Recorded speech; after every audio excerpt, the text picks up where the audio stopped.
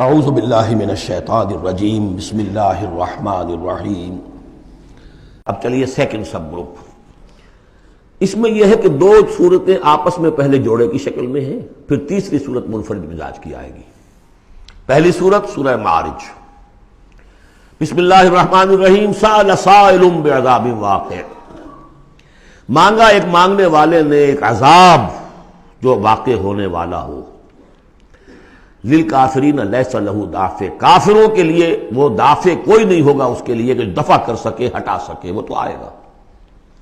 اس میں بڑا اختلاف ہے، بہت کم لوگ ہیں کہ جنہوں نے اس کو تسلیم کیا ہے کہ یہ عذاب طلب کرنے والے محمد رسول اللہ ہیں۔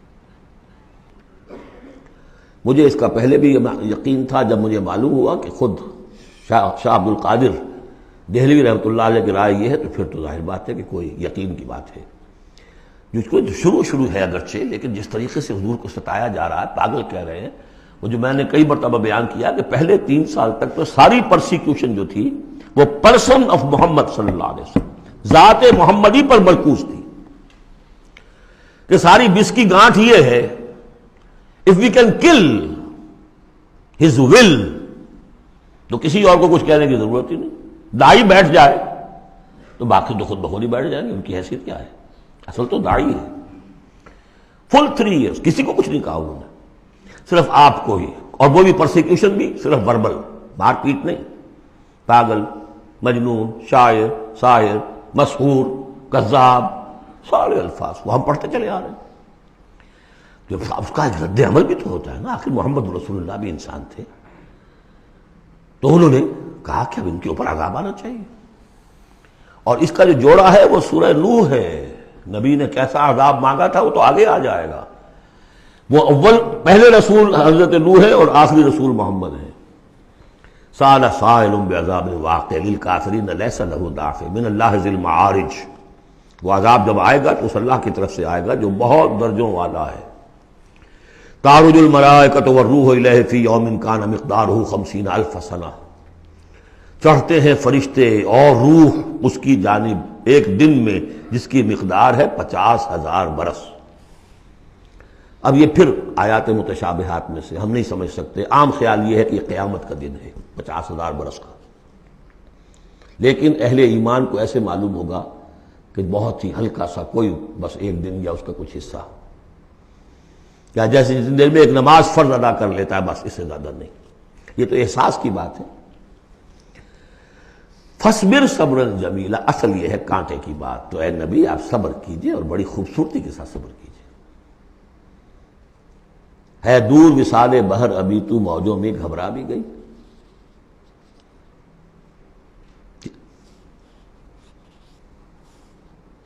فَاصْبِرْ صَبْرًا جَمِيلًا، صبر کیجئے۔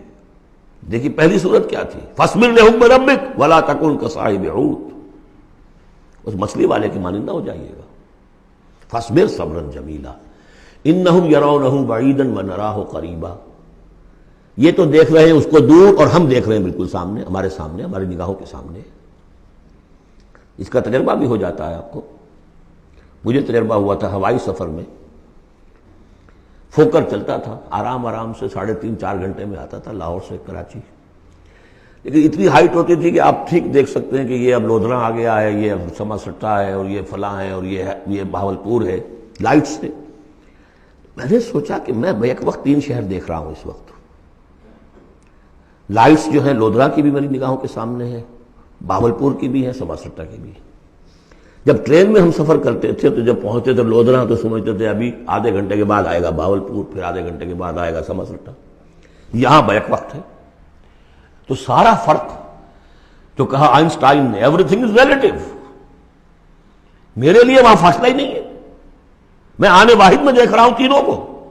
ریل سے سفر کرنے والے کے لیے ابھی بہاولپور مستقبل میں ہے، اور اس سے آگے سما سٹا اور مستقبل میں ہے۔ یہی فرق، یہی مسئلہ ہے اصل میں۔ اللہ تعالیٰ کے لیے ہر چیز آنے واحد میں موجود ہے اس کے سامنے۔ اِنَّهُمْ يَرَوْنَهُ بَعِيدًا وَنَرَاهُ قَرِيبًا، ہمارے تو سامنے ہے۔ فَاصْبِرْ صَبْرًا جَمِيلًا إِنَّهُمْ يَرَوْنَهُ بَعِيدًا وَنَرَاهُ قَرِيبًا يَوْمَ تَكُونُ السَّمَاءُ كَالْمُهْلِ، جس دن کے آسمان ہو جائے گا جیسے کہ پگھلا ہوا تانبا، وَتَكُونُ الْجِبَالُ كَالْعِهْنِ، اور پہاڑ ایسے ہو جائیں گے جیسے دھنکی ہوئی روئی یا اون رنگی ہوئی۔ وَلَا يَسْأَلُ حَمِيمٌ حَمِيمًا، کوئی دوست کسی دوسرے دوست کا حال پوچھے گا نہیں۔ يُبَصَّرُونَهُمْ، سب دکھا بھی دیے جائیں گے، دیکھو وہ تمہارا دوست بڑا جگری دوست تھا، وہ جا رہا ہے، پوچھتا ہے تمہیں، وہ تمہارا باپ جا رہا ہے، وہ تمہاری ماں جا رہی ہے، وہ تمہاری جورو جا رہی ہے، یا وہ تمہارا شوہر جا رہا ہے۔ یبصرون، دکھا بھی دیے جائیں گے تاکہ حسرت کا اور اضافہ ہو جائے۔ یود المجرم لو یفتدی من عذاب یومئذ ببنیہ وصاحبتہ واخیہ وفصیلتہ التی تؤویہ ومن فی الارض جمیعا ثم ینجیہ۔ اس روز تو ہر مجرم یہ چاہے گا کسی طریقے سے مجھ سے اس عذاب سے بچانے کے لیے فدیے میں لے لیے جائیں میرے بیٹے، میری جورو، میرے بھائی، میرا سارا کنبہ جو مجھے پناہ دیا کرتا تھا، وَمَنْ فِي الْأَرْضِ جَمِيعًا، اور جو بھی زمین میں تھے سب کو جھونک دیا جائے، ثُمَّ يُنْجِي، کسی طرح مجھے بچا لیا جائے۔ یہ ہے جسے ہماری روایات میں کہا جاتا ہے نفسی نفسی، اور یہ دوسری مرتبہ پھر آیا یہ معاملہ سورہ عبس میں، یوم یفر المرء من اخیہ وامہ وابیہ وصاحبتہ وبنیہ لکل امرئ منہم یومئذ شأن یغنیہ، ایک کو اپنی پڑی ہوگی۔ کلا انہا لظیٰ، نہیں، اب تو خود ہی بھگتنا ہے، کوئی تمہاری طرف سے فدیہ نہیں لیا جائے گا، ہر ایک شخص کو اپنی ہے۔ کلہم آتی ہے یوم القیامت فردا، ہر ایک کو آنا ہے اس دن، قیامت کے دن اکیلے اکیلے۔ کلا انہا لظیٰ، نہیں، اب تو یہ آگ ہی ہے، تپتی ہوئی آگ، نزاعۃ للشوا، جو کلیجوں کو کھینچ لے گی۔ یہ آگ ہماری طرح کی آگ نہیں ہے،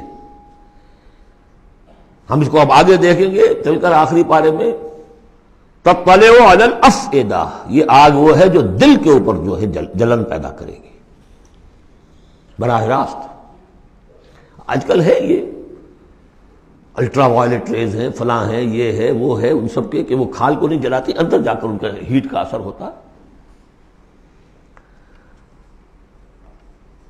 کلا انہا لظیٰ نزاعۃ للشوا تدعو من ادبر وتولی، وہ پکارے گا ہر اس شخص کو جس نے پیٹھ موڑ لی تھی اللہ کے کلام سے، دین کی دعوت سے، نبی کے ابلاغ سے، وتولی، اور پیٹھ موڑ کر چل دیا تھا، وجمع فاوعی، اس نے پوری زندگی لگائی تھی مال جمع کر کر کے سینت سینت رکھنے کی۔